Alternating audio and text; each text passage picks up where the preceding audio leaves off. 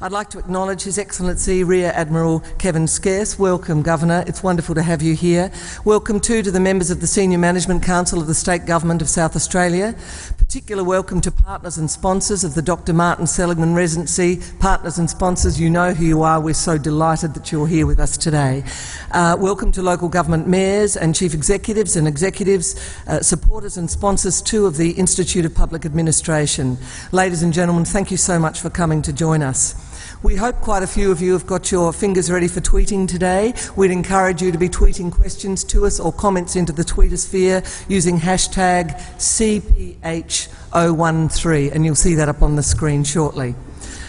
May I just say, this land that we meet on today is the traditional land of the Kaurna people, and we respect their spiritual relationship with their country. The Kaurna people we know are the custodians of the Adelaide region, and we acknowledge that their cultural and heritage beliefs are still as important to the living Kaurna people today. I forgot to welcome one of our most precious guests, Dr. Martin Seligman. Welcome to you today and to your colleagues from the university, and we'll look forward to welcoming Miss Therese Rain when she arrives from the airport. More about that later. Okay, so welcome again, and today's event, Creating Productive and Healthy Organisation, is a collaboration, as you can see, between the Adelaide Thinkers in Residence program and the Institute of Public Administration of Australia. Dr. Seligman has been Adelaide's 24th Thinker in Residence, supported by an outstanding group of partners and sponsors whose names you'll see on the screens behind me. I'd particularly like to mention the two lead partners, the Department for, I always get this wrong, DECD, Department for Early Childhood. I always get it wrong. Somebody, yeah, there it is. Thank you. It's a nerve thing. Please forgive me, my education colleagues. You know how much I love and respect you. And also to St Peter's College, Adelaide. They're our lead partners in the residency, supported by SA Health, and we could not have mounted this residency without their leadership and support. And welcome too to our other partners. So Martin came here, and he came here to work with us, and we with the partners have been working for over 18 months on a residency entitled Wellbeing and Resilience, Building a Flourishing State. Now, Martin has suggested that South Australia considers a number of bold ideas. In fact, Martin's been suggesting bold ideas since the minute he walked through our door. But these include wild ideas like immunising young people against mental illness through universal measurement and interventions to build wellbeing in all schools. He's also suggested that South Australia might like to become the first state in the world to deliberately build wellbeing of its citizens, so we can learn how to do that at scale and show others in the world how to do it. By the time Martin leaves us at the middle of March this year, over 9,000 people like yourselves will have attended his events. Can I see a show of hands to anyone who's been to any of the events so far? Oh yeah, good. We have a good number of friends here in the audience. Great, great. Well, this month, over 4,500 people will be attending 5 events. So it really is a festival of positive psychology. So to add to our festival Mad March calendar, we now have the Festival of the Flourishing State happening right here, right now, and this is the first major event in that festival. The partner group and connected organisations, including St Peter's College, Adelaide, the Department for Education and Child Development, Mount Barker High School, Adelaide High School, Northern Schools clusters, other independent schools, Catholic schools and colleagues from the various churches, the Child and Adolescent Mental Health Service, Families SA, our SA Health Department and all our universities, all of these people have started building a deep and dispersed commitment to figuring out how to deliver wellbeing in schools using positive psychology. They're figuring out how to do it. They're on the journey. Now, Martin will announce the full swathe of his recommendations at the public lecture on the 19th of February at, get this, the Entertainment Centre, which is already fully booked. But at the time, that lecture will be available online. I'm told there are more people coming to his lecture at the Entertainment Centre than to the Ringo Starr concert, which follows it. That does got to have to be a world first. So, we've clearly been thinking in the residency about schools as one great gathering house of citizens, our young citizens at education. But of course, most of the adults go to work and are working, and that's the adult population, I'm sorry. So what can or should organisations do with the relatively new science of positive psychology? What can wellbeing science do for retention, stress leave, anxiety at work? Can we reduce the impacts of job-related depression, which costs Australia $11.8 billion per year? And if depression and anxiety are the second biggest cause of disability and mortality in Australia, something not usually understood, I think, is it possible that organisations and the very way they are run, can they play a role in supporting the mental health of the workforce? Can we protect ourselves against mental illness while at work? Can we learn to become more resilient? What would that look like? What's the link between mental health and productivity? Can the stresses of 21st century business life be better managed using positive psychology? What might that mean for leaders in organisations in public and private sector? What does it mean? These are some of the questions, and there are many more for today's meeting. Today we're going to hear from an impressive list of speakers, and Raymond Spencer will be in a moment introducing all of those speakers, so I invite you to buckle in and get ready for a great ride. I encourage you to hold the experiences of your own life and your experiences of work over the trajectory of your life in your mind as you hear from the speakers, and see what resonates with you as these great speakers share their wisdom with us today. By the way, I'd like to let you know that we're really lucky to be here. Not only are we lucky because you've all been good enough to show your interest and come, but Martin was quite ill after he arrived in Adelaide the other day, and to raise Rain's flight, she's flying directly here from Korea, and she's just touched down at Adelaide Airport. So really, it's great good fortune that brings us here together, and it's an indication to you of how much you are valued by these impressive speakers who are speaking to us today.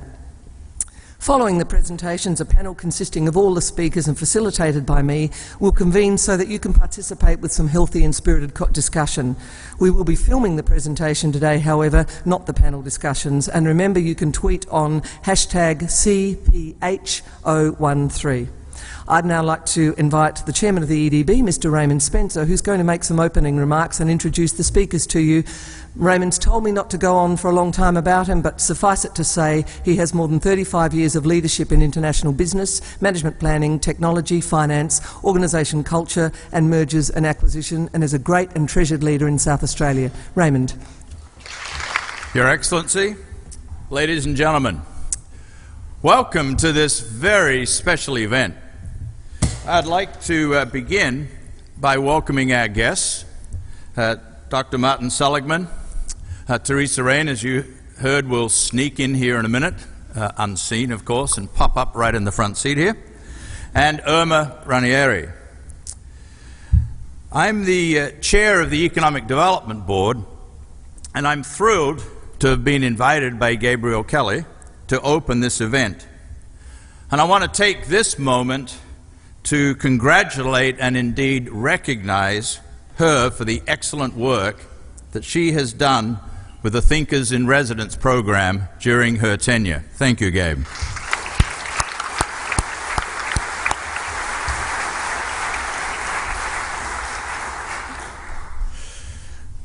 Clearly, the size of the crowd in this most magnificent room is a testament to the vision of our guests, as it is to the vision of Gabe and her team.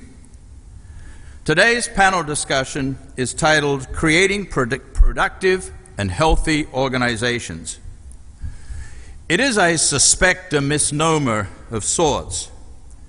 What we are talking about is creating a productive and healthy workforce. Because what is an organization but its human parts? Now, it may seem an odd choice getting the chair of the Economic Development Board to open such a discussion.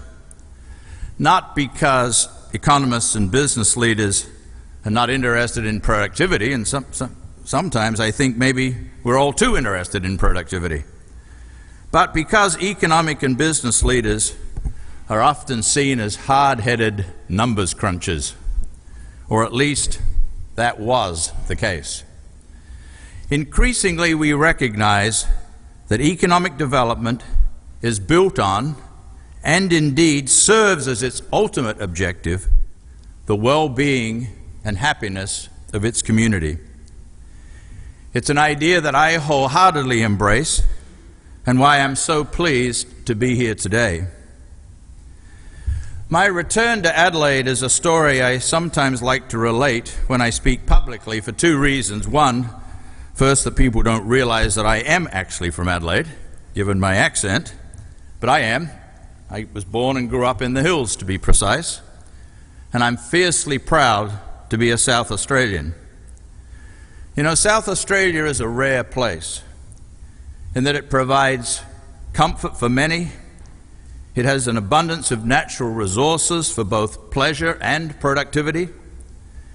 And it has a unique opportunity to create an innovative and productive economy by virtue of its prosperity and mix of industries. And so I'm delighted with Martin's quest that South Australia become the world model for a state focusing on well-being, and I'm delighted to be very active in trying to make that happen. And the second reason that I mention my return is that before returning, I've been privileged to have a wide and varied career, and I've traveled around the world and worked with people with an enormous range of backgrounds. We were talking, Martin, earlier about the 6 years I worked in India, living in villages in rural development. And later I started a company that eventually grew to about 7,500 people in 8 countries, and now I enjoy working closely with industries and sectors in South Australia to help build the future economic landscape of the state. I've been among the extremes of economic scale, and I've seen a huge variety of people at work and places of work. And what I know for a fact is that, as the economist Richard Layard has written, happiness is not equal to income. My time in India working for the non-profit organization taught me that the essence of life exists in living in the here and now. It's not about what you have or what you know, but about who you be. And one of the key principles of my life is that we should listen to our hearts. For I've learned to use enthusiasm as a personal benchmark for measuring the worth of a role or an act. And I can tell you, I have never been more enthusiastic than I am about the quest of well-being in South Australia. So I've been privileged to learn this over the years from many, many thousands of people. And it's something that I aspire for everyone, because I believe, based on my own experience and my own working life, and that of the people I've worked most closely with, that work should bring us pleasure, give us a sense of meaning and achievement, and help us to know our community and ourselves better.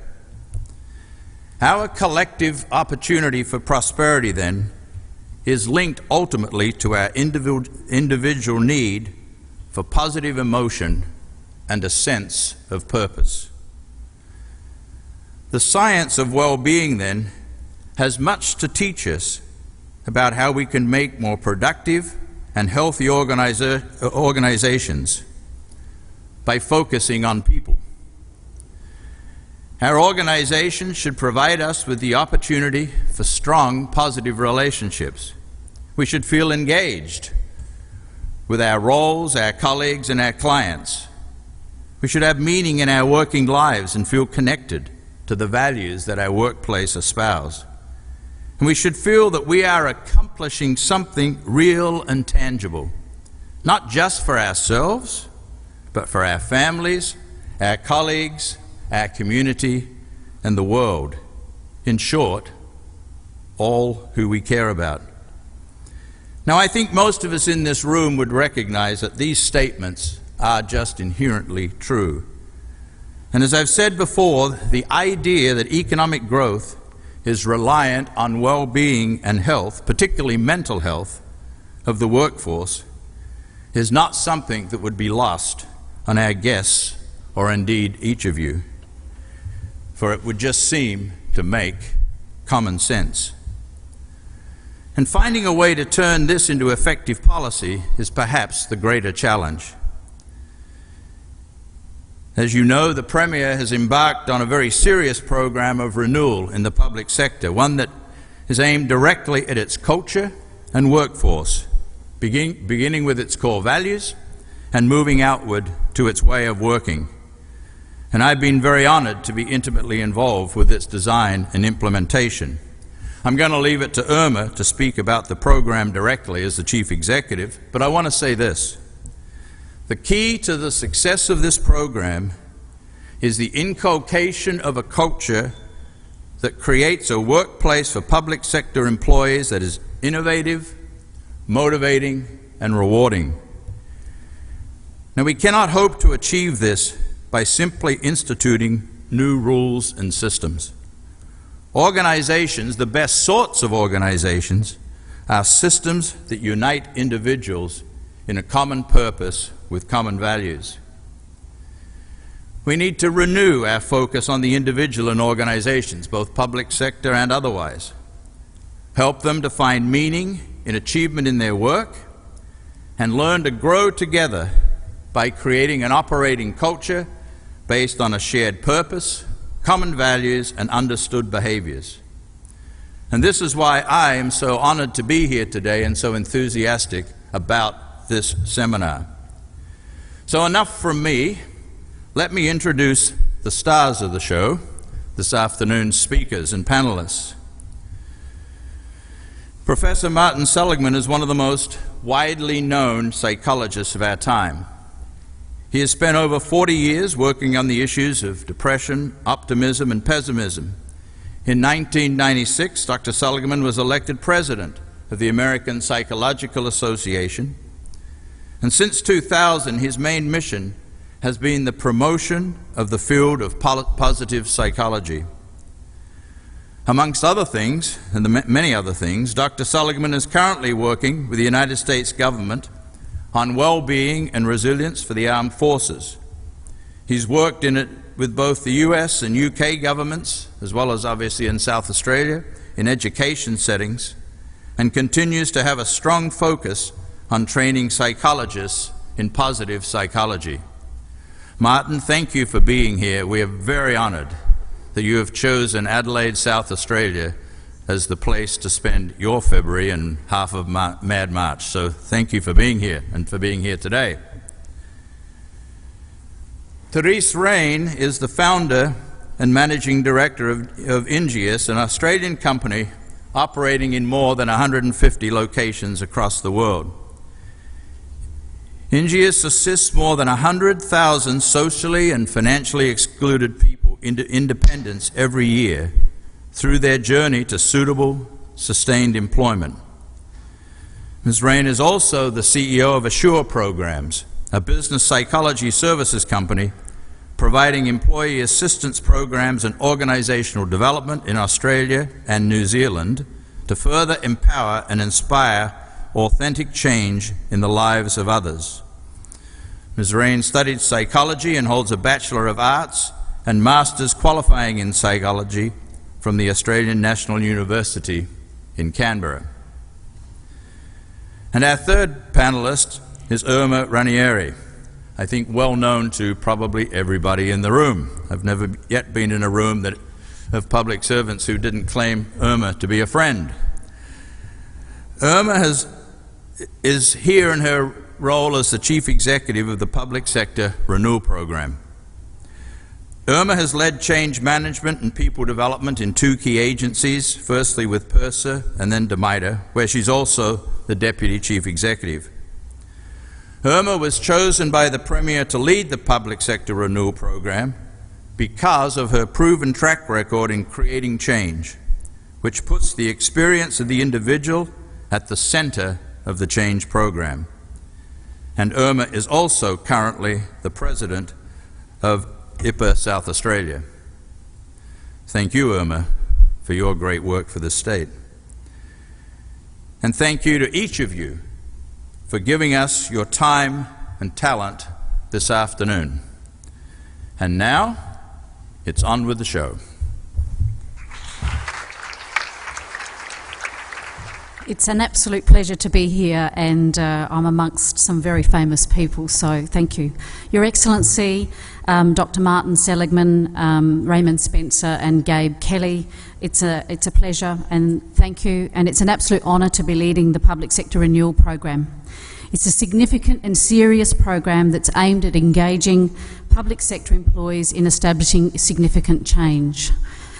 I'm also the Deputy Chief Executive of DMITA, and I thought it was really important to mention that DMITA is a new department. It's progressive and it's transformed itself in the last 12 months because we've given our people the permission to create a new place and vision to work in. So thank you to the DMITA staff that are here. I know there's lots of them.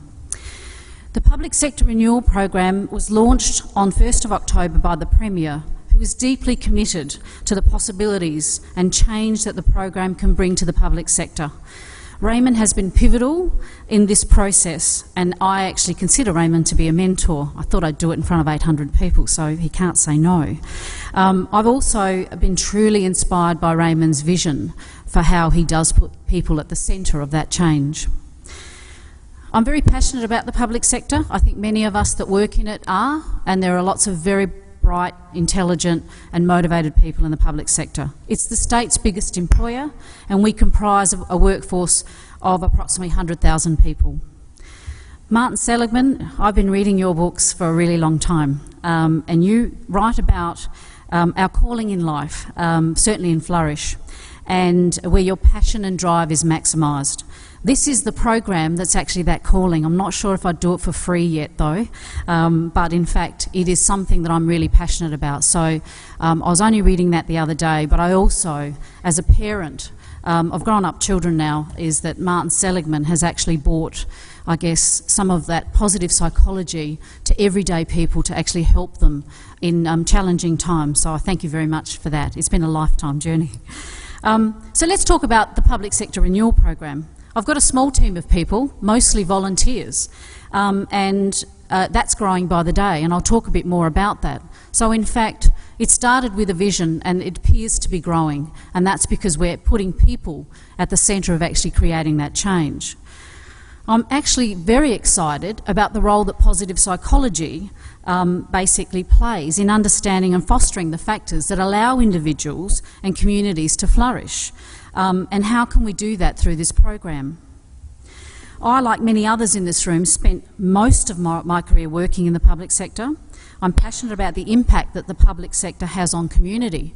And if we have an impact on community, that means we have an impact on the well-being. We provide lots of services that makes a difference to actually what it's like to be in this state. And it's wonderful at this stage. We just need to make it even better. So we have, as public servants right now, the Premier is saying we have the opportunity to shape factors that enable South Australia to flourish even more. So in fact, I think it's like a call to arms. Let's actually look at how we can do this differently. So how can we become the best? And I think this is an experiment that's actually not really happening to the extent it's starting to here. Well, the only way that we can do it is actually through our people. There's approximately 100,000, and most of our resources are in human beings. And most of the services we deliver are not only to ourselves but other human beings in South Australia. I know that if we don't do it in a positive way and involve people and get them to actually empower themselves, I've had 30 years of experience in dealing with issues basically where those things are missing, the workforce is not motivated, that we don't attract the right people and we don't retain the right people. We do have people that take higher levels of sick leave, and I do know for a fact that stress leave and their own personal well-being is affected. We don't find innovative and more efficient ways to operate, and we don't unlock the full potential of employees. I know that. I've worked with people and I know what it feels like personally when I don't have that in my own working life. So the flow-on effect isn't good, and I think that this is where we need to be doing something quite radical. So what are we doing in the Public Sector Renewal Program? There's a steering committee that's chaired by the Premier and deputy chaired by Raymond Spencer. So that, I think, is serious. There's 4 chief executives on that steering committee and another 2 or 3 members of the Economic Development Board. So it's important to South Australia. We have a task force of people across government agencies. They've put their hand up. They want to make the transformational change across government. So I've got 14, 15 people. We got them in the first couple of weeks. So people are keen and wanting to make a difference. There's been lots of other reform programs in government, and I think people will be saying, well, what's different here? Why would this be any different to the frameworks that we had? Well, I can actually honestly say with the 30 years experience I've been involved in every one of them, and I think they're terrific frameworks. What they haven't been able to do, I think, and what we can actually maximise now is actually a call to action that we can trial, that we can actually make some mistakes, we can build some relationships, we can learn and we can readjust. So this is about actually putting that into action. It's using all that good work and seeing what we can do. It's linked to having a positive, engaged employees, that we actually put people at the centre of organisational change. I know for a fact in all my experience, and certainly what's been happening in my current department, is you give people permission to actually start to create what the agency needs to look like. We need to do that across government. And the underlying purpose of our work, which is the well-being of the people of South Australia, now and in the future, and how can we actually make that different and better. So what are we doing in the program? That we want to create a public sector workforce that is confident and productive, confident in the sense of being engaged with the deeper meaning of its work. So why are we here? And I guess if we can answer that and actually create something new, then let's actually do something about it. Innovative ways in which we can go about lifting the productivity and finding new ways of doing things. Rather than talking about what some of the challenges are in terms of fiscal environment, it's how can we do things better, differently? How can citizens help themselves and us get on and add some value in other things? The Renewal program aims to achieve significant change in the public sector that will lead over time to higher levels of citizen satisfaction and engagement. And what are we doing? So as part of the Renewal program, we're undertaking a range of initiatives over this calendar year.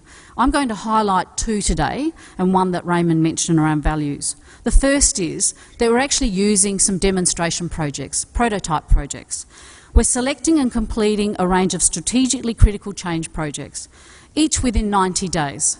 Now that's not to say that we're going to actually complete them, but what we're saying is get your best people on, and the people that are actually interested, give them a timeline and see what we can actually achieve within that timeline, and then let's move on to the next. And using the opportunity of these projects to develop and refine behaviours, develop relationships, tools and skills that can replicate successful change across the public sector. And we're actually doing that. We've got 5 projects, might not have been the best projects to pick, but we're actually getting some runs on the board. People are actually finding that we can come up with a solution. So the first tranche of these 90-day prototype projects includes, for example, a project at Flinders Medical Centre geared towards improved hospital discharge times, and another looking at South Australian Police Department trialling potential methods to streamline the way that minor offences are dealt with through the court system. The overall impact is that we need to measure then what sort of productivity gains there might be if actually we can streamline processes. But most importantly, how does the citizen get affected? Quicker time processing, small fines, or people coming out of hospital a lot quicker, healthy patients being able to go home. I think that's significant. There are 3 others and I won't go into them, but we're actually trialling things, checking them out, and not all will be successful. There are secondary benefits also. For example, the way we lead and manage people, aspects of change, building relationships. How do you negotiate the friction to create better outcomes? And believe me, we've had a bit of that. Embedding change beyond the immediate life of the project, and the sense of accomplishment in successfully tackling some of the wicked problems. Government's a complex system, and we're starting to work out what's stopping us from achieving. That have persisted over time and basically drain our emotional and physical energy. And we are getting there. So we're going to be embarking on the next tranche of projects in the next month or so, and we're going to see what we can do with that. So basically our group of people is growing. So we've got probably dozens now involved. We expect hundreds and then possibly thousands, and I think we'll just keep moving. The second bit is the values work. The second initiative is basically, and I think it should be the most visible aspect of this program and the immediate future. We're launching the engagement strategy, and you've got a brochure in your folder today that's based on the values. And on the Your Say website, we also have the behaviours and taboos. And it's actually getting into a dialogue about what we think about those behaviours, because all too often behaviours are basically words on a wall and people don't model them. So we're actually trying to get serious about engaging in that discussion. How do these values focus on public sector values, and how do they translate into action? And if we don't align ourselves to those behaviours, or taboos are being exercised, what do we do about it? It builds on the work of the public sector at the Code of Ethics and organisational values. But it actually goes a step further. We want to actually talk to you and talk about, I guess, what is the fundamental culture of the public sector, and how do we shape the work environment where our people can flourish. And I think values is where we start. I know personally, if you can't reconcile your own values with what you're seeing in the organisation, I think that's where wellbeing can actually be affected. If our actions don't align, our values will soon become meaningless. There is a clear link between lifting productivity. I know that over all my years of experience, and I guess Martin can talk a bit more about that in some of the research. But if people are not engaged, it has a connection to productivity and a workforce's sense of engagement in the organisation itself. I call it the psychological contract. We have a physical contract, and then we have, do I want to be here, do I feel valued in this organisation? We want to hear from you, so please go on the Your Say website. To summarise, a key opportunity of the renewal program is the opportunity to challenge and adapt the DNA of the public sector. This means leveraging the great aspects of our culture and our people, and it is great, and addressing some of the barriers that hold us back: risk aversion, silo building, and disempowering leaders. As I've outlined, I believe that how our values are put into action is critical to that, and some of the projects will help us to actually work through some of that. We need, wherever possible, to move away from paternalistic, straight up and down structures where the only empowered people sit at the very top. We all know these cultures continue to exist in the public sector, and there are great pockets of excellence. I'm restless to rid ourselves of them wherever they are building, wherever they are actually holding us back. I'm sure others feel the same here today.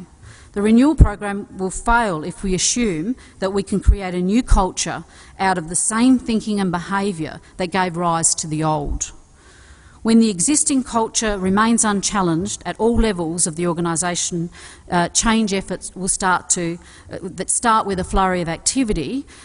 People may actually wait for others to take the lead and may wait for permission to act, and we don't want that. We want people to actually see what difference they can make in their own part of the world.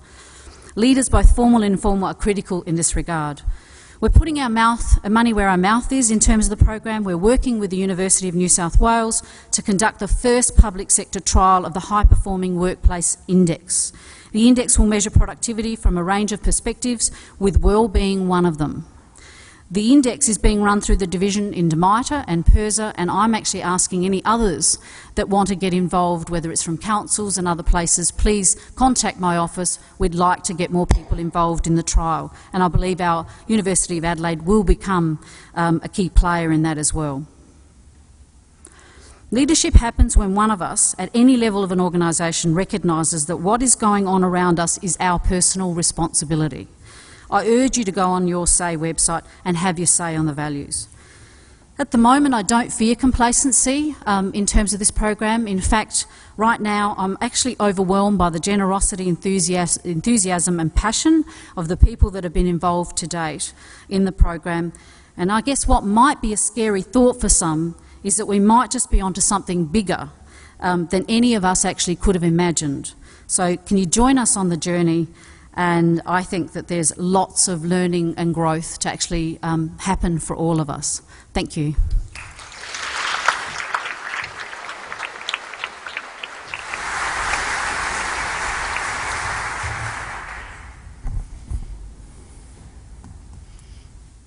Well, it's great to be back in South Australia. My topic today is bottom lines. Bottom lines. Some bottom lines are obvious. The bottom line for medicine is good health. The bottom line for education is learning. The bottom line for corporations is up for grabs these days. So people have argued it should be stockholder equity and profit, and other people have argued that there are three Ps. I'll say more about that later. What is the bottom line of the public sector? What is the bottom line of government? I'm going to suggest to you today there is a new bottom line, and the bottom line is well-being. The well-being of the people who work in the public sector and the well-being of the people who are served by the public sector. Now, I know some of you are thinking right away, this is some kind of truism or platitude, but let me assure you it's not. It's not at all obvious. In many circumstances, people have thought the bottom line of the public sector was to relieve suffering, that the bottom line of the public sector was GDP, that the bottom line of the public sector was a sustainable environment, that the bottom line of the public sector was social justice. I'm going to suggest to you that all of those worthy goals are subordinate to well-being, and that it's different. It's the final common path, the big tent for the public sector and for government. So here's how I'm going to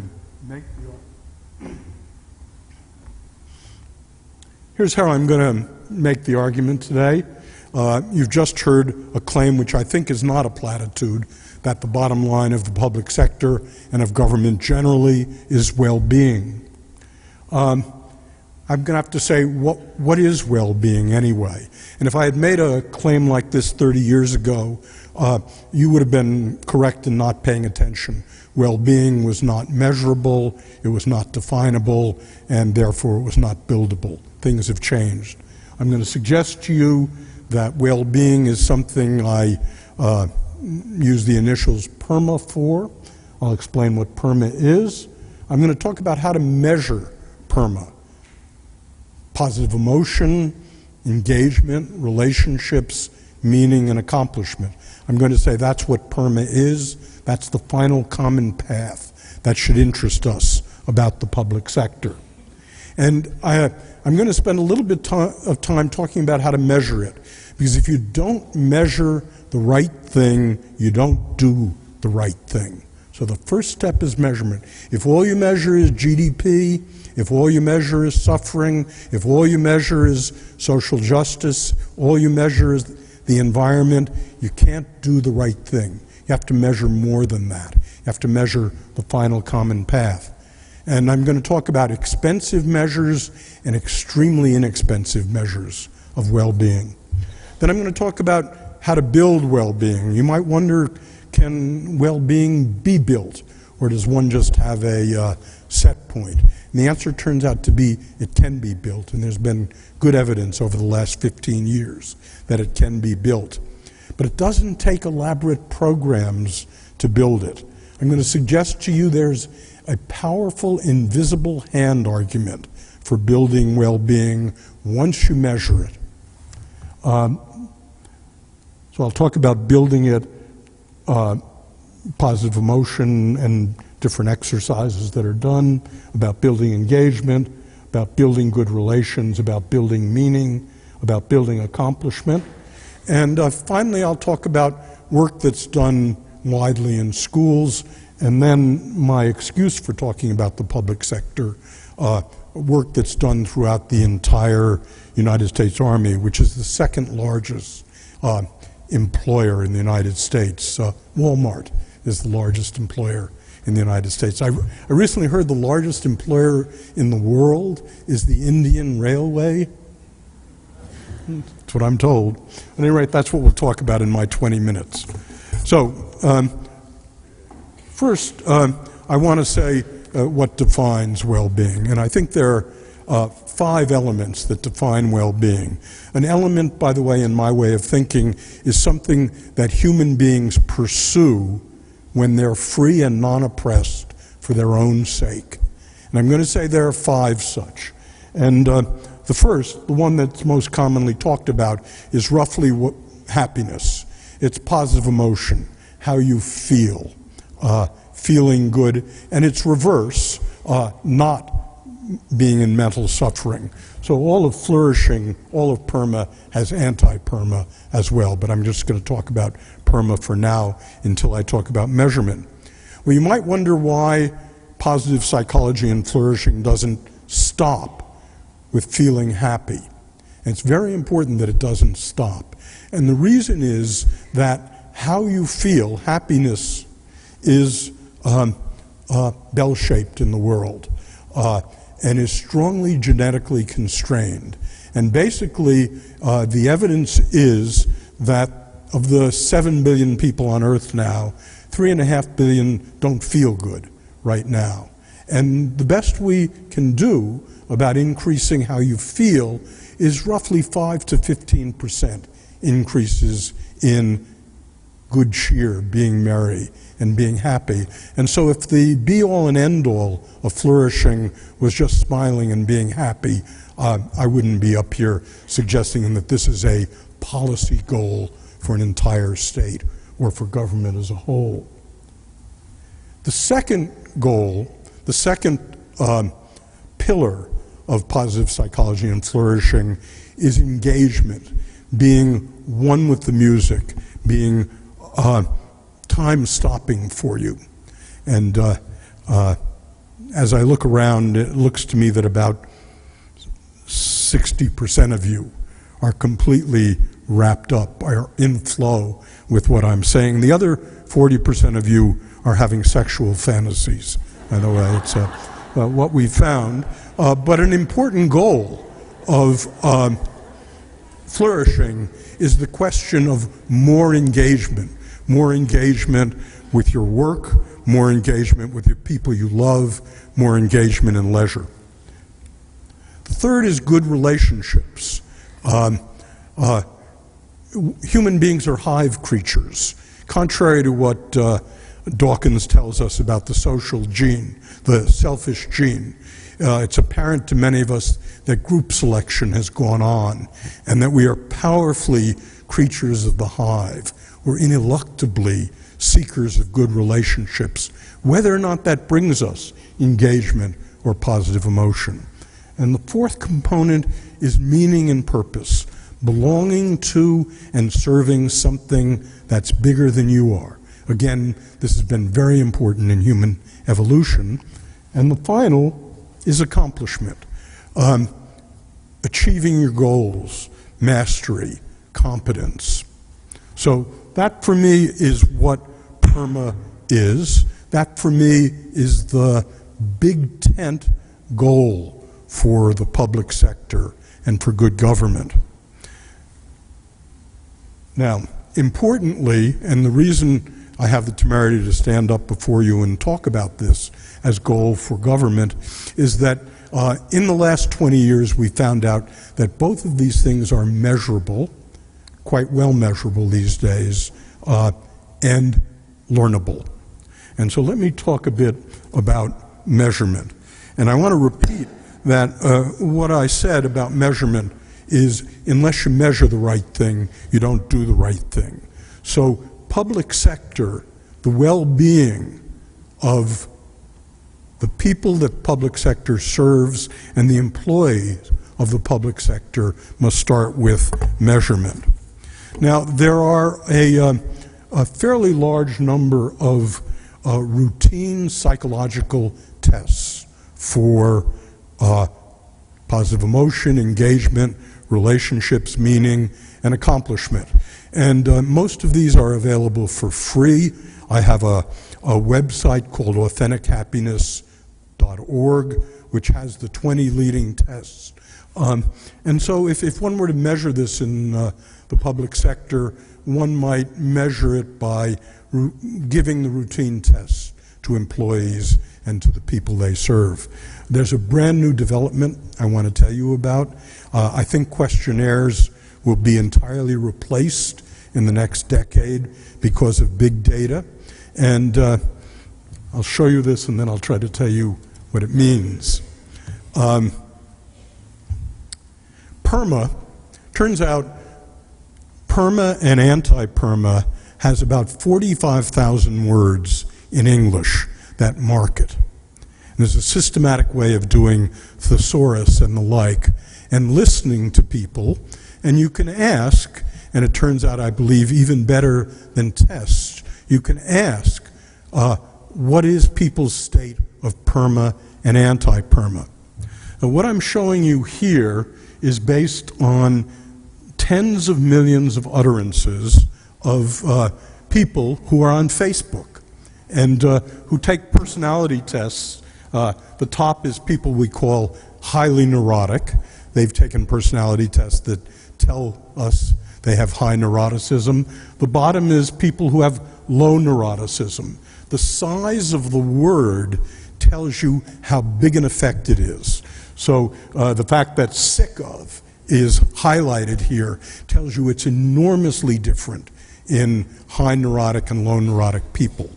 So I can't begin to show you the big data that is emerging here, but the reason I mention it, if you want to know how the students in the schools of Mount Barker are doing in terms of PERMA, the cheap, free way to do it is to take de-identified Twitter and Facebook. You don't know who it's from, and just run the 45,000 phrases and words.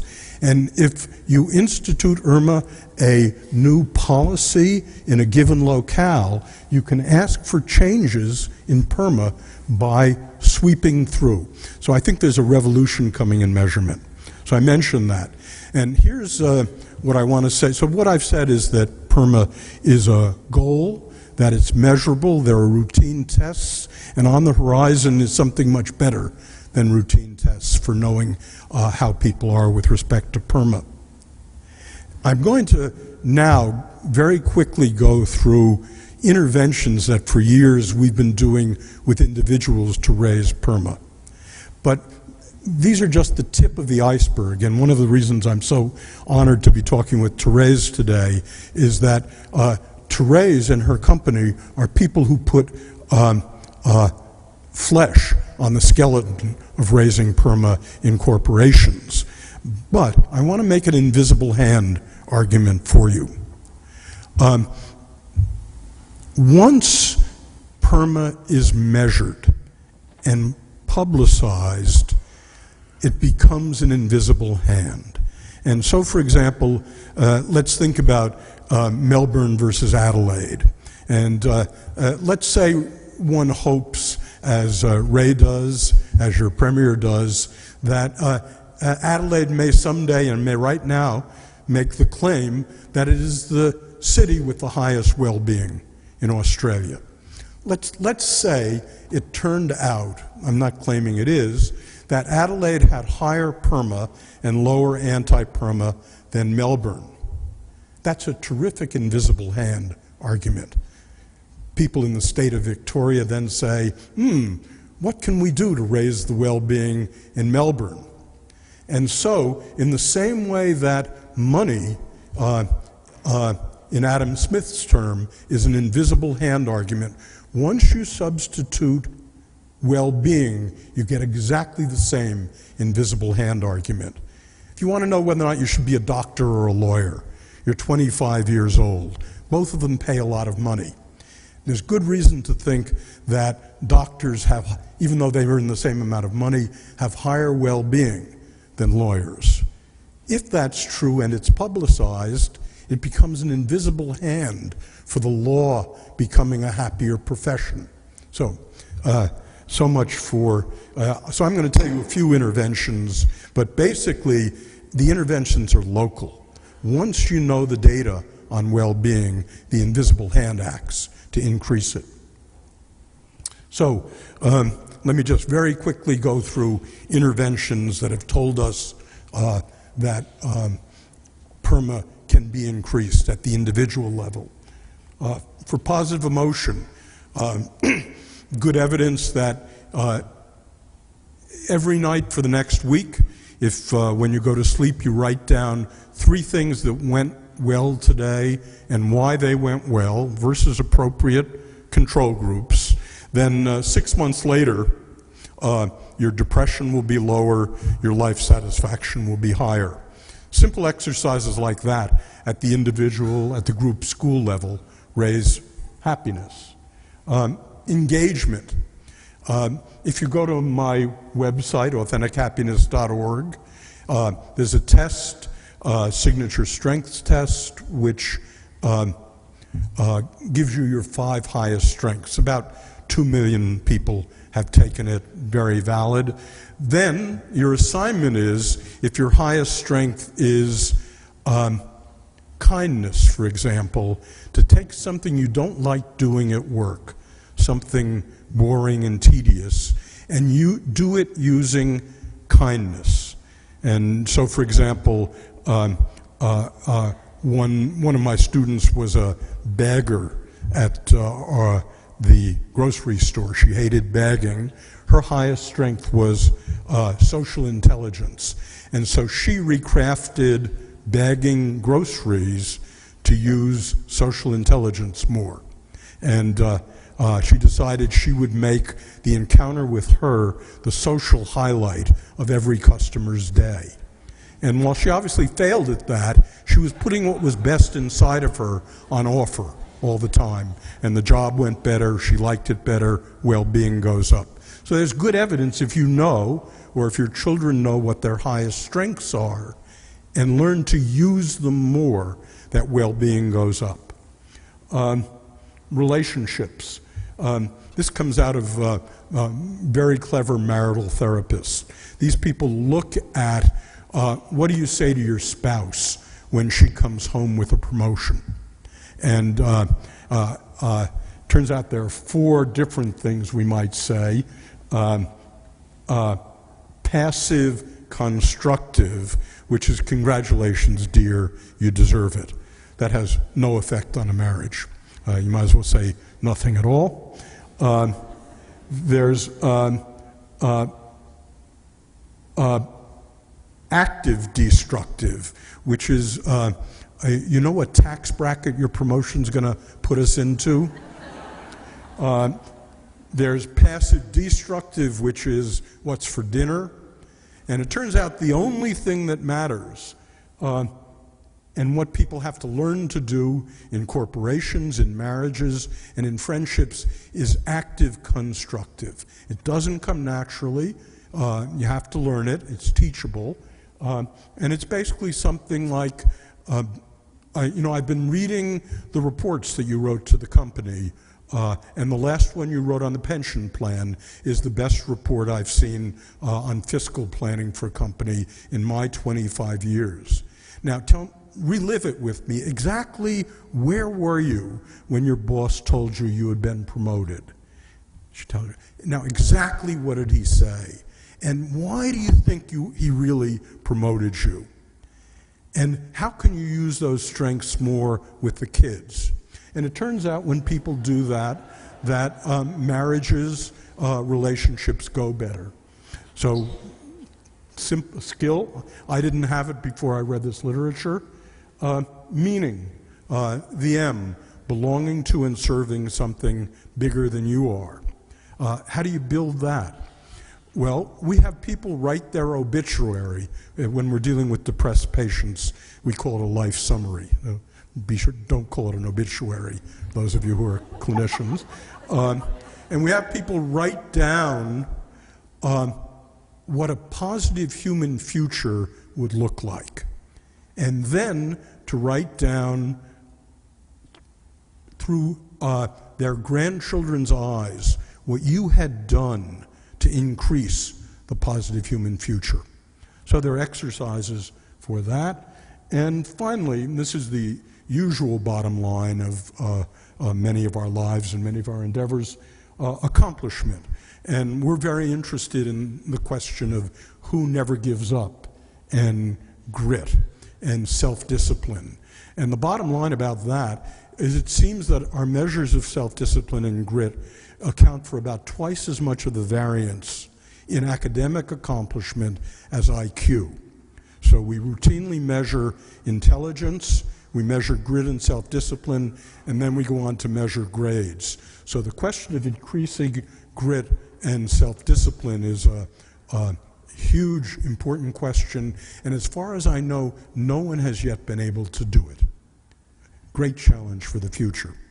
So to summarize what I've said up until my last 5 minutes, I've argued that PERMA Positive emotion, engagement, good relationships, meaning, and accomplishment are measurable, that there are explicit procedures for increasing them in children and adults, and that once you start measuring them, you get an invisible hand going. So once your concern becomes well-being, it's going to increase. And the last thing I want to talk about is large organizations. And so we've been doing this in schools for a few years. What we do is to take the measurements and techniques of PERMA to entire schools and school systems. And a sample of what we find, this is a study in which we took the Swarthmore Media School District in Pennsylvania, and we added positive psychology to 9th grade literature. Now, those of you who have 9th grade, year 9 kids, or who probably remember that the canon was Death of the Salesman, Scarlet Letter, Romeo and Juliet, Macbeth, one tragedy after another. And when we wonder about the epidemic of depression, which is real in young people, we have to wonder about the canon. But we didn't try to change the canon. What we did is when they read Lord of the Flies, on Friday, they'd have 80 minutes on kindness. And then on Wednesday, they'd have an assignment to do 3 kind things. And we measured them through the end of high school. And I just have time to show you their grades. And what happens is not only do they become better people, if you will, by the criteria we care about, but their grades get better as well. And so that's what's been going on in schools. And we had been doing that for a few years when I got called to the Pentagon by the Chief of Staff of the United States Army. And he said to me, post-traumatic stress disorder, suicide, depression, panic, divorce, drug abuse. What does positive psychology say about that, Dr. Seligman? And I said, sir, the reaction of human beings to extreme adversity, like combat, is bell-shaped. And you just described the people whose lives are ruined by combat and by trauma. But you also know that in the great middle, there's something called resilience. And resilience operationally means people who go through a bad time, but 3 months later, by all our psychological and physical criteria, are back where they were. And then on the right-hand side of the bell curve is post-traumatic growth. The people of whom Nietzsche said, if it doesn't kill me, it makes me stronger. And indeed, there is a large percentage of the population, and I can see some of you nodding your heads, whose growth came from coping with trauma. So my recommendation, sir, is that we try to move the entire curve in the direction of growth and well-being. Whereupon General Casey did 2 remarkable things. First, he allocated $145 million to doing that. He said, I will create an army that is just as psychologically strong as physically strong, and he ordered that from that day forward, this would be done in the entire United States Army. And then the second thing he did, he said, we've read your work on school systems, and that Dr. Seligman, is the Army model.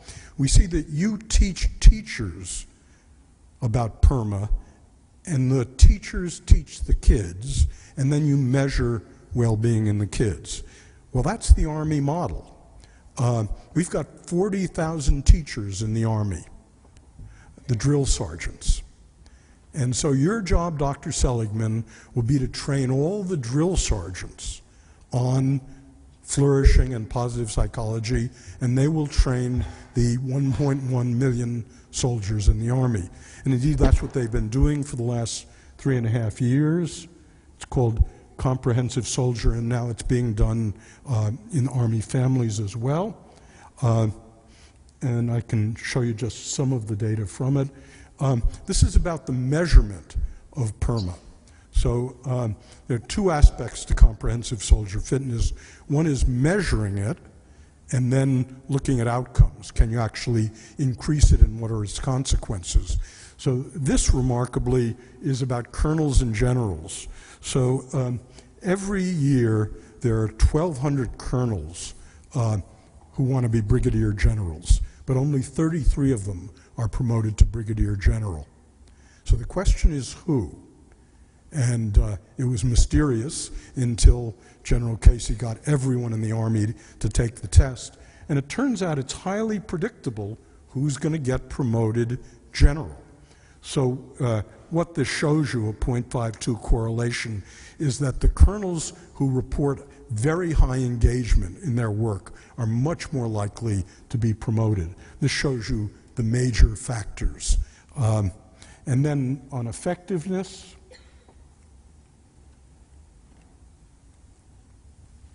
so this, this is a curve of several thousand soldiers who are deployed to Iraq and Afghanistan. And before deployment, they're in a battalion in which training in positive psychology is done, this group, or in a battalion in which no training is done. And remember, this is being rolled out slowly, so it's essentially a random assignment experiment. And then they go to Iraq or Afghanistan, and you measure in all of the soldiers by a variety of means their positive versus negative forms of coping.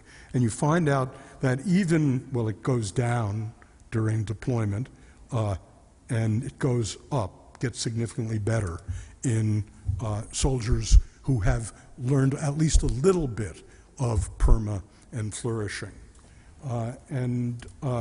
Recently, the United States Army officially published this, that they've ruled it effective. So let me summarize then what I've said today. First, I've argued for a different bottom line for the public sector or government. I said, let's measure the well-being of all the employees in the public sector and of all the people they serve. Now, we can measure this either through routine questionnaire or by using Twitter and Facebook, de-identified. Once we measure that, we can make policy around it. I've said that well-being is increasable. It can increase by explicit procedures, and it can increase by the invisible hand of knowing what well-being is and how it changes. And finally, I want to say something about Adelaide in South Australia. And in doing so, I want to thank Raymond and Gabe and Jay Wetherill for this.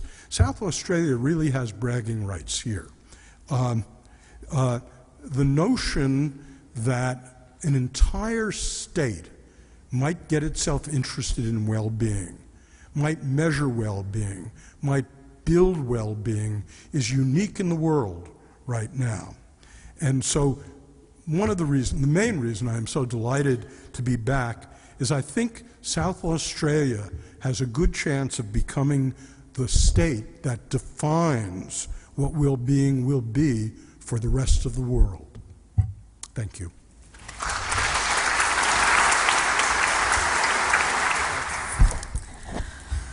Well, I'd like to acknowledge the traditional custodians of the land on which we meet today and pay my respects to their elders past and present.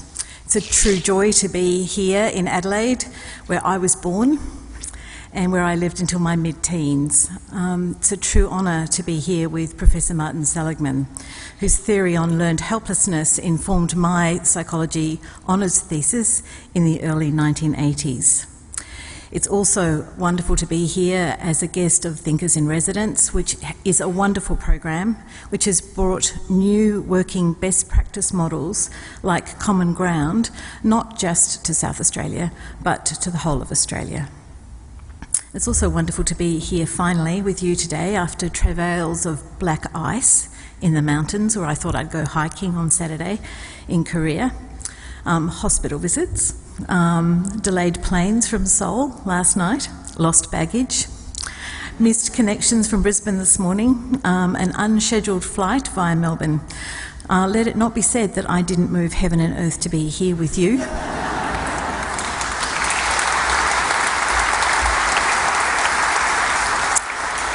Talking about this very important challenge of creating productive and healthy organisations which have a shared purpose of enabling other people to flourish. Today I'd like to start by telling you a story about why this is important, based on a real-life event in one of our Ingeus employment offices in London. Then I'd like to share some of what we've learnt about implementing positive psychology in the delivery of publicly funded human services in 11 countries since 1989, in lots of different contexts, in the context of vocational rehabilitation, vocational training, outplacement, welfare to work, custody to community rehabilitation, and in the provision of psychological counselling. And in that context, I'd like to share a little bit about what we've learnt that our internal culture needs to be to enable us to deliver this mission. I'd like to start with the story of two people. There are two women and they're sitting in the reception area of an Ingeus office in London. They're early for their appointment, both of them. One is wearing dirty clothes. She doesn't smell very nice. She has her head and shoulders bent. She's constantly rubbing her fingers together. She's at least in her 50s. Her hair is messy, and she's just had an accident and wet herself and her clothes and the chair that she is sitting on. She's feeling very embarrassed. The other woman is an accomplished secretary and administrative assistant. She can word process at 70 words a minute. She can do shorthand, a rare skill now. She can do bookkeeping. She has 30 years' experience. She has a family. She has 3 grown children. She loves to knit and to sing, and she has a fabulous sense of humour. And what she cares deeply about is preventing cruelty to animals. Our job with these two women, our task, is to help them into decent, lasting jobs. What do you think their relative prospects are? What relative hope do they have of winning and keeping a job? How would you go about helping each one of them? And what would you say if I said, well, actually, they're the same person?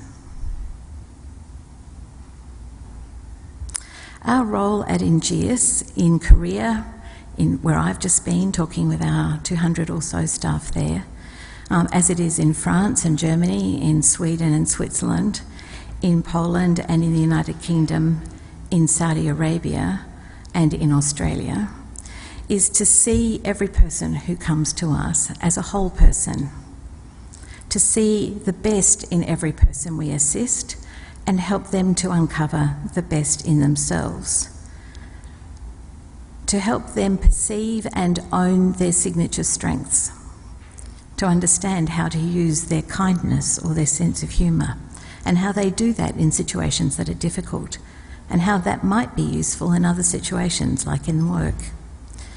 To focus on their competencies, on their accomplishments, on their mastery, on their fields of fascination, on the things that they do and are interested in, where they almost lose track of time because they are in flow, because they are engaged, if you like. To help them to talk about that and feel proud about that and understand that that is part of their individuality. Our role is to appreciate what gives them a sense of energy and purpose, what it is that is bigger than they are, that they care about, that gives them energy that they want to do something about. Our purpose is to build on their strengths, not try and remedy their deficits. So we have a responsibility, we think, to look past the superficial aspects of how people present themselves, to look past labels like old, disabled, gammy-legged, male or female, ex-prisoner, dirty, homeless, and instead to see into the heart of who they are, what their strengths are, what their uniqueness is, and to respect that. We have a responsibility to treat them with respect and accord them dignity. We have a responsibility to believe in their future, that their tomorrow can be better than today. And then we have a responsibility to create, it is an act of creativity, a plan with them, not for them, that we do side by side with them. It is their journey. It is a step-by-step plan, each step followed by success and celebration, to change some behaviours and some actions so they can reach their valued goals. And then it is our responsibility to urge and coach and challenge and encourage them on that path. So this is what we do every day in 11 countries around the world. We believe that this work truly matters. It is about helping our clients to flourish, not just get a job. Our experience is that people respond to this approach everywhere. So Saudi women in Saudi Arabia, 50% of whom have never had a job before, respond positively to being respected and listened to. Korean men who are being laid off because they're over 50 respond to a focus on their strengths, on their mastery, on what they care about, on what's bigger than them. Irrespective of linguistic or cultural or philosophical backgrounds, people are responding to our focus basically on their PERMA, on their well-being. We believe that this work really matters, and this is what we do every day with every individual. And there are thousands of NGS people doing this in 11 countries around the world.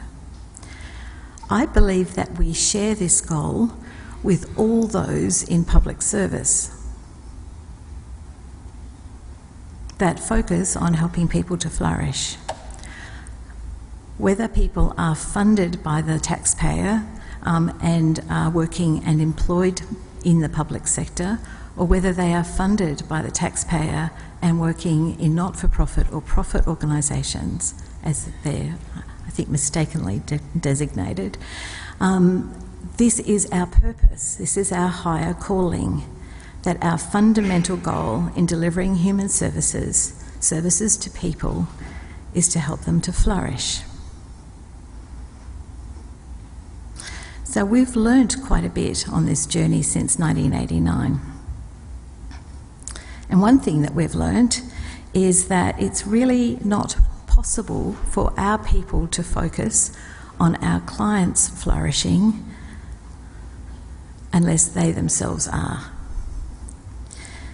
So in order for our people, my colleagues, to look past the unwashed, incontinent woman, to see the skilled administrative assistant with a sense of humour and a passion to prevent animal cruelty, in order for them to do that, they have to be in surplus, they have to be flourishing. They have to have, if you like, high levels of PERMA. And we've learnt that there are a lot of elements to creating and building and growing a wonderful company of people committed to enabling other people to flourish. You will hear PERMA as I talk about this. The first thing is a laser focus on purpose, the meaning quotient, if you like. purpose asks and answers the question, if we are at our best as individuals and as an organisation, who other than us, other than ourselves, bigger than ourselves, will be better off, and in what way? For us at NGS, if we are at our best, more people will have gained decent lasting work more quickly. More people will have gained independence. More people will have regained their confidence. More people will have a solid basis for believing tomorrow can be better than today. For us at NGS, less taxpayers' money will go into supporting people on benefits, because those people will not be on benefits, they'll be working and independent again. For us at NGS, our people will have had the opportunity to use their intelligence and their creativity to assist people. This articulates into every person's role and every person's responsibility. So every person can ask and answer the question, if I am at my best at work, what will I be contributing towards that bigger purpose? We reinforce the achievement of our purpose by sharing the stories of people whose lives have changed. Where possible, we capture their journey, and we capture what the impact has been, not just for them, but for the people who love and care about them, not just for them, but for those who depend on them, like their children. We also have a very clear focus on our values. Our values are excellence with integrity and care. We've articulated those values into behaviours. We found that very helpful in guiding what work we will and won't do, in guiding what contracts we can and can't take. We don't want to compromise the commitment to excellence, to continually challenging ourselves, to learn to be creative, to be innovative, to be better and better at what we do. All of those things, I think, the communication about purpose, the clarity about how each person's role contributes to achieving that purpose, the celebration of the values by which we will do our work, and the celebration in the stories of what we've achieved, all of that drives a sense of meaning. And what we know from Marty's work is that 50% of the variance on the life satisfaction scale is explained by having a really strong sense of meaning and purpose. Actually, conversations about meaning and purpose are not difficult to have. They're a joy to have, and particularly when you're doing that in the public sector. We've also learnt that it's really important for our people to have control and choice and creativity, frontline empowerment. The reason is that not only does one size not fit all in human services, we have found, but one size fits one. So our people need to be empowered to go the road less travelled with every single client. Rather than grouping people or labelling people, their goal is to help them and to be creative in helping them, to really listen to the people and create rapport with them. And then they need the power at the front line to make the spending decisions and the investment decisions to find solutions for people. We love celebrating accomplishment. In a lot of our offices we have a ship's bell. Sounds corny. We have a ship's bell, and every time someone gets a job, we ring the bell. What that does is creates a sense of possible. Here's someone else who's got a job. Wherever possible, we ask the job seeker to come in and ring the bell. And everyone piles out of whichever rooms, training rooms, whatever they're in, and they say, what's happening? Who's got a job? and they get congratulated and the advisor gets congratulated, and there's a real sense of celebration. It's also really important for our people to be able to be in their field of fascination, be able to use their mastery, be able to talk about their strengths, maybe a sense of humour and playfulness, how they use that to diffuse difficult situations or to motivate people, and to have that recognised by others. And we found that relationships are really, really powerful and really, really important in our work. So a sense of being part of a team, really a part of a team, being able to have fun, being able to lean on other people at times, being able to be connected with others has been really important.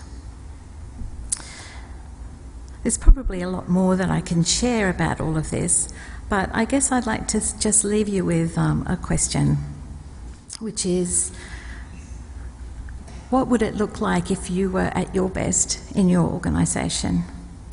What would your organisation look like if your colleagues, your teams were at their best? What would that look like if everybody knew and understood their purpose? What would it mean for the customers or clients and the people you work with, that you serve? What would it mean for the culture in the teams and organisations? What would it mean for your well-being and happiness? And finally, what can you do to make it happen? Thank you.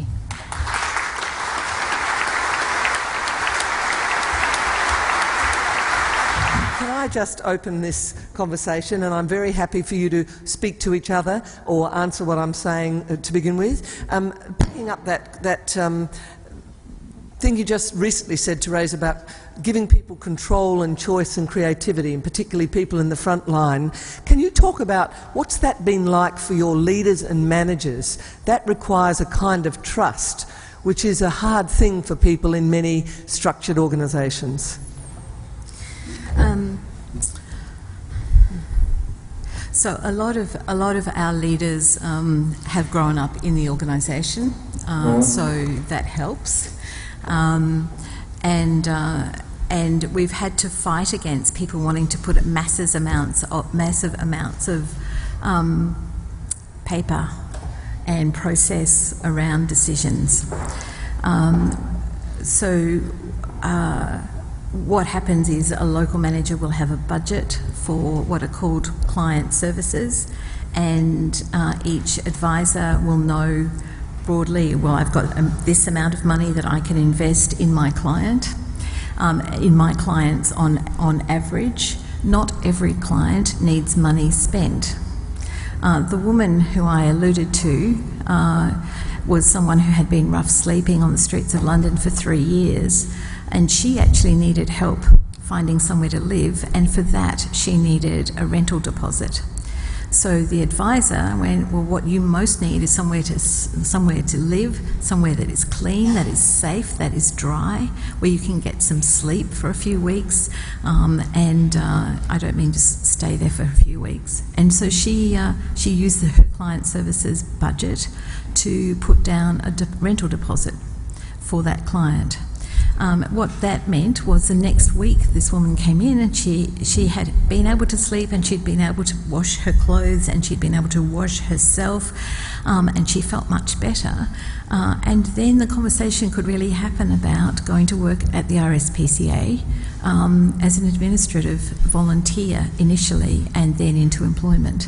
Thank you. Thank you very much. Marty, when you were working in the Army, did you find that the sergeants had difficulties with going along with these new concepts, which maybe meant giving more freedom or more sense of capability to the soldiers? This was my greatest fear, working with drill sergeants. Drill sergeants are what you imagine them to be. Modally, they're 35 years old. 20% of them are female now. And modally, they're black and Hispanic kids who have gone through 3 or 4 tours in Iraq and Afghanistan and have become heroes and are tough. They're about as tough as, I should say one other thing about them. I've spent 40 years of my life going to faculty meetings. I've never met a faculty member I would trust with my life.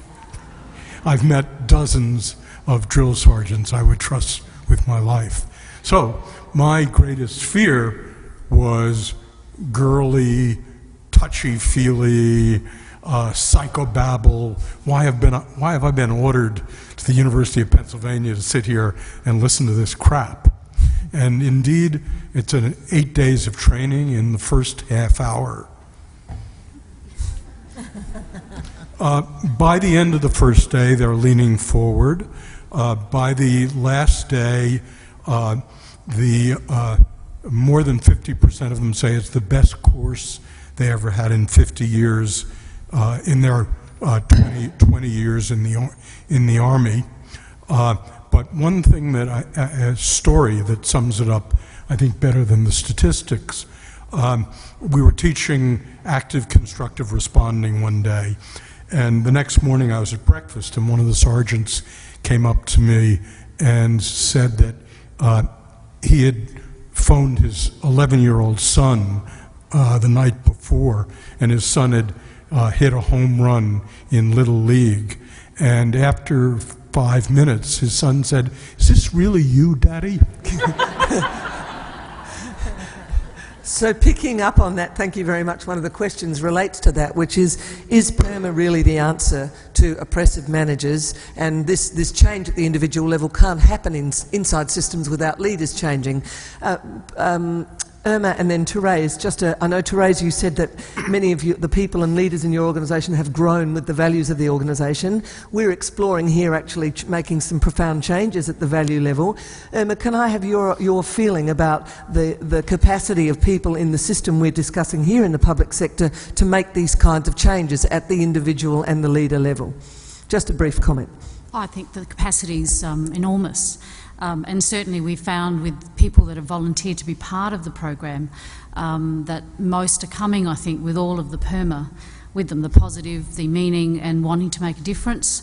And I think some of the learning that we're actually starting to pick up on how to kind of do effective change is picking up, I guess, on some of the key leadership challenges. And there's lots of them, but there's so many people that do it so well. So we've got some very good examples that we can use, and I'll certainly be picking up on Martin Seligman's idea about actually measuring well-being across the sector. I think the more information we have about what makes people flourish, I think the more the argument will be compelling for leaders to actually do this, because it leads to happy, productive workforces. And Therese, did you find that capacity is inherent but just needs to be given permission? I think there are some skills that can be, well, clearly this can be taught. So, and the drill sergeant being able to appreciate his 11-year-old's achievement, hitting a home run, and have a really concrete conversation about that, that makes that where the child then experiences being listened to, being affirmed, and being understood and celebrated. That's a skill. So those skills can be taught. One thing with respect to what Irma was saying about managers, there are courses routinely given on leadership, and I guess there's a lot of controversy about what it is. And I have to say that I think leadership is highly domain specific, and that what leadership is in the military and in government and in science is not interchangeable. What I think they have in common is the increase in PERMA in their followers. So I think what Irma said about, we may not know what leadership is, although some of it may be teachable, but if we look over time at who increases the PERMA in the people who work for them and the people they serve, I think that's how a good way to identify leaders. Good. While we're taking some of these questions, if others of you have questions, put up your hands. I believe we've got microphones roaming. Yes? Thank you. So do feel free to put up your hands, and I'll keep an eye out for hands. There's a question down there if we get that microphone locked and loaded. Just while we're waiting for that question, Therese, you talked about conversations, I think PERMA conversations with your staff and building strengths. Can you discuss that with us a little bit about how that's worked in your organisation? So I think when the signature strengths assessment first came out, we started inviting all of our colleagues to do that assessment and then to have a conversation with people in their team about that and about how they use their strengths at work. So again, it's very specific. A conversation about, well, I think I use my, I actually talk about someone else, someone who uses his signature strength of humour and playfulness, which can have a dark side, but he uses that to diffuse situations, and I see that again and again. And because once he'd done the signature strength assessment, we were able to talk about what his strengths were, and to notice that, and he's now more intentional about using that. So that's kind of one example. So what we're now doing is building that into the regular accomplishment discussions that we're having. So rather than performance discussions, we're having accomplishments discussions where we talk about what's the purpose of this organisation, what's the purpose of your team, what's the purpose of your role. If you're at your best, then how do you contribute to that? How do you use your strengths in that? Where do you want to learn? What have you accomplished in the last 6 months, 3 months? What do you want to accomplish in the coming period? And so you've flipped it. It's not performance appraisal, it's strengths-based conversations. It's about accomplishment. Fantastic. It's actually a PERMA conversation. It's a PERMA conversation, great. There's technique. Thank you. Down here, I think we have a question. So Emma, can you just tell us a little bit more about I'm not sure if what you called it, the Positive Workplace Index, what kind of constructs it will measure, how it might be rolled out, and just as an aside, is there any coincidence that your name contains most of the letters of PERMA? Clearly. I have to give Dan Butler credit here. He said we're putting the Irma in PERMA. I did notice that actually, Dr. Seligman. I thought, I've read all your books, thank you very much. In terms of the Workplace Index trial, it's new. We have some information you can get from our office, and it's being run from the University of New South Wales, I believe, but I think there'll be a node here at University of Adelaide. And I think it's probably, from what I can see in the questionnaire, it's quite robust in terms of measuring wellbeing. I don't know a lot about it, but we're trialling it in a couple of agencies and being supported, I think, by the federal government as well. So my advice is to contact the office. We can give you a brochure on what's occurring in that space, but it's quite new. I think it's aligned to what Martin was actually saying about measuring it. I like the Twitter idea.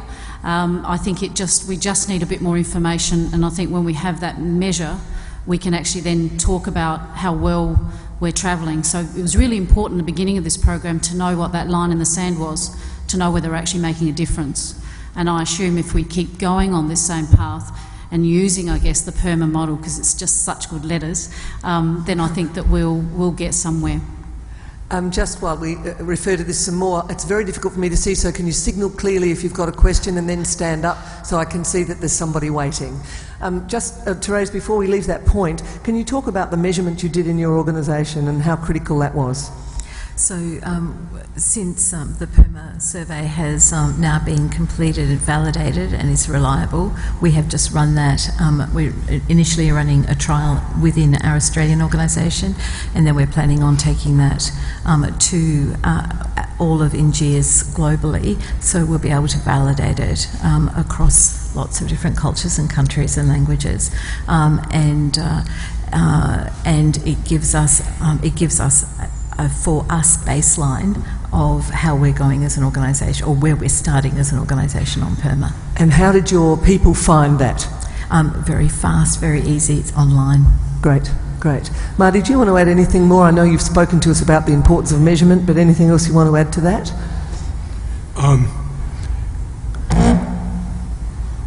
Well, I think there are continual improvements in measurement of strengths and measurements of PERMA in time.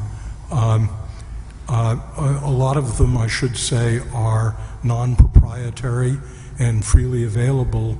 And one of my main interests these days is using the the social media and the words that people actually deploy as a valid and close to home measure of PERMA and of the strengths. Thank you.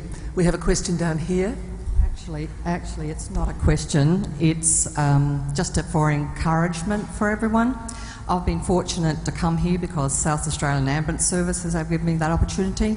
I'm an enrolled nurse, and my Director of Nursing and CEO has informally embraced this concept without us really truly understanding what we're embracing. And we've seen significant growth and changes. Also within our small volunteer area, we are implementing that on one of the training officers. So I'd like to encourage anyone to embrace this because I see the results of it. Thanks. Thank you so much. Therese, you said really clearly that you found for your business, and it's a large business, so probably big numbers like we're talking about with this system in South Australia. You said you can't focus on client flourishing unless the people themselves are flourishing. What have you noticed about the people themselves in your organisation in terms of personal flourishing? What have you noticed? About colleagues. Yes, colleagues, or how has it affected things at work? So I think we've probably been doing this for a long time, and we're just kind of now being more intentional and measured about it. Some people feel uncomfortable about having a different kind of conversation, a more structured PERMA conversation with the people to whom who are reporting to them, who they're leading. Other people are feeling really grateful that they've got a new set of skills.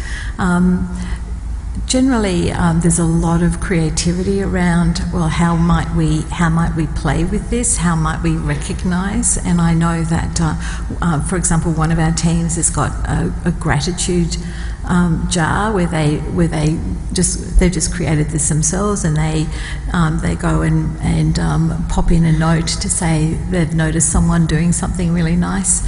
There's a lot more really intentional going up to someone and saying, oh, look, I notice every time I see you, I just pass you in the corridor and you give me the most wonderful smile and ask me how I am, and I really feel like you're asking me how I am, and it just makes me smile inside and gives me energy, and I really appreciate it. So those kinds of conversations are happening more and more, which is really nice. Marty? This is a theoretical note on what Therese has said. It's about, in general, the importance, if what you're after is well-being in your employees or your students, the importance of your own well-being. And here's what convinced me of it. About 20 years ago, I was interested in an important sports betting question. And those of you who know sports betting will understand this better. So I was interested in predicting in the NBA, in the National Basketball Association, which teams would, after they were defeated, beat the line. The line is the handicapping. And in sports betting, you bet against the line. Some teams do better, some teams do worse. But the helplessness theory I was working in then said that pessimistic teams, after a defeat, would lose to the line, and optimistic teams would beat the line. Now, with me so far? This will be relevant to what Therese said. So we actually spent an entire year getting the sports page quotes from all the players in the NBA and quantifying them as optimistic or pessimistic, and it was a huge amount of work. And after this, we then, in the next year, found that the pessimistic teams like the Sixers lost to the line after defeat. The optimistic teams beat the line. And this was so onerous that I never repeated it. But then Karen Rivett suggested, why don't you just look at the optimism of the coach? So we did the same analysis, just using the optimism or pessimism of the coach. And that predicted the whole thing, which is to say that the well-being of the manager, the well-being of the teacher, the well-being of the employer is contagious. Very good point. One last thought. Is there any questions here at the moment? Not at the moment. Yes, there's a question. Thank you. It was only yesterday I mentioned to my manager that it appeared that the executive level was really interested in taking control of situations, whether they were a crisis on that particular day or just something new and novel, and that they didn't allow their team to be participants of the success. It's almost as though the accomplishment was their personal goal. And he freely admitted that that was the case. He said, yes, we're probably all guilty of that.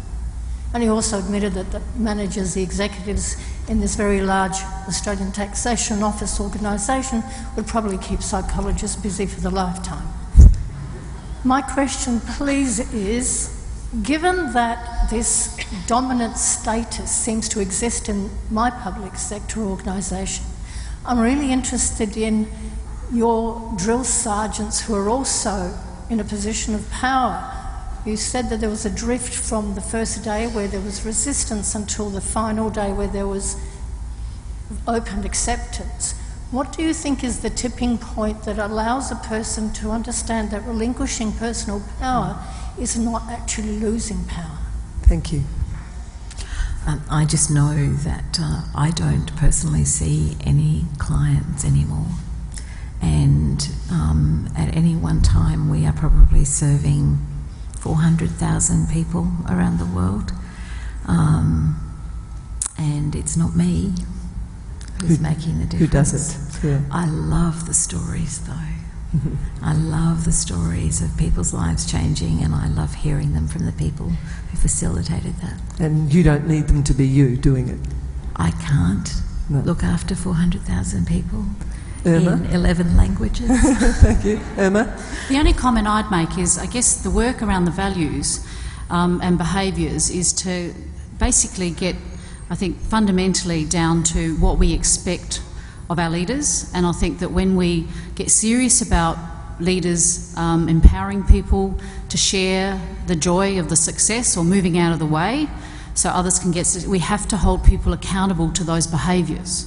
Not necessarily only delivering on that particular aspect of their work, but basically how are they delivering on making people positive, helping them actually celebrate success. So I think we need to hold people accountable for those behaviours that allow people to share that success. But also this, go on, Therese. So I was just going to say, and when this is working, when you're having a conversation with someone, I have people say, I really appreciate it when you did this. Yeah? I really didn't appreciate it when you did that. And because it's in the context of positive relationships, that helps. It helps everybody. Therese, could you move your microphone a little bit closer? Sorry. I think the long journeys. A question, you talked about a laser focus on purpose in your work, and that came up in the whole PERMA conversation. If we're thinking, and you've posed today, Martin, a new bottom line for the public service, and the goal of public service could be human flourishing, how does that work when in the army and in the public service and in your organisation, not everyone is a front line? There are many people involved in the systems work in these big, large, cumbersome organisations. How do we allow or assist people to feel the sense of purpose when they're deeply involved in the systems work?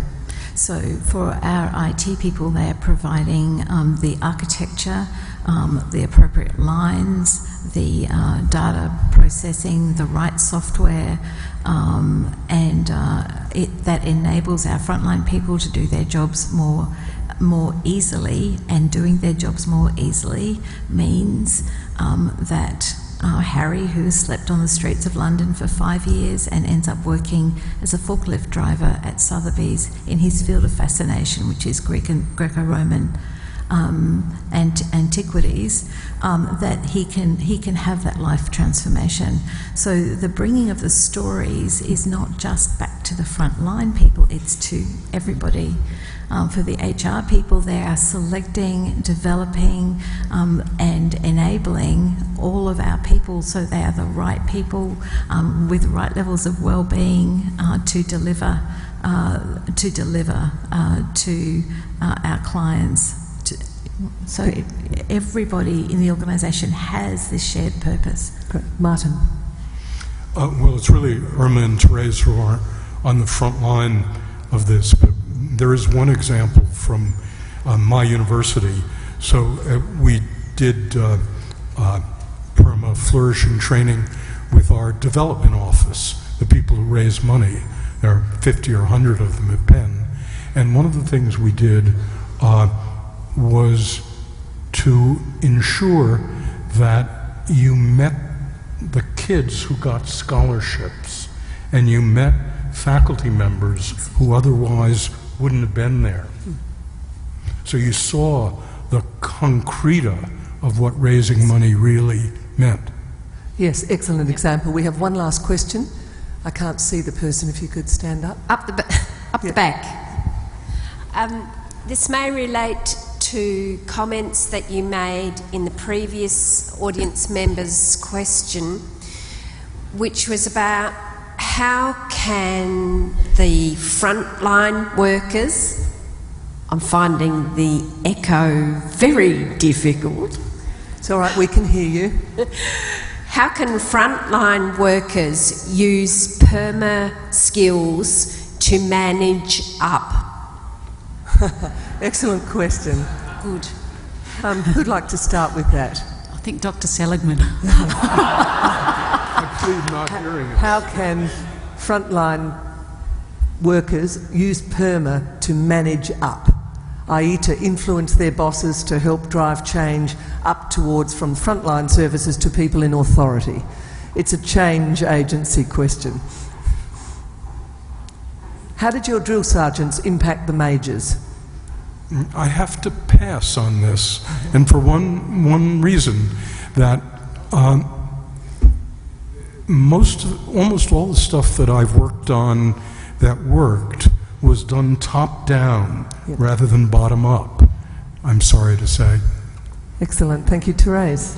It's interesting. I'm just looking at this and thinking.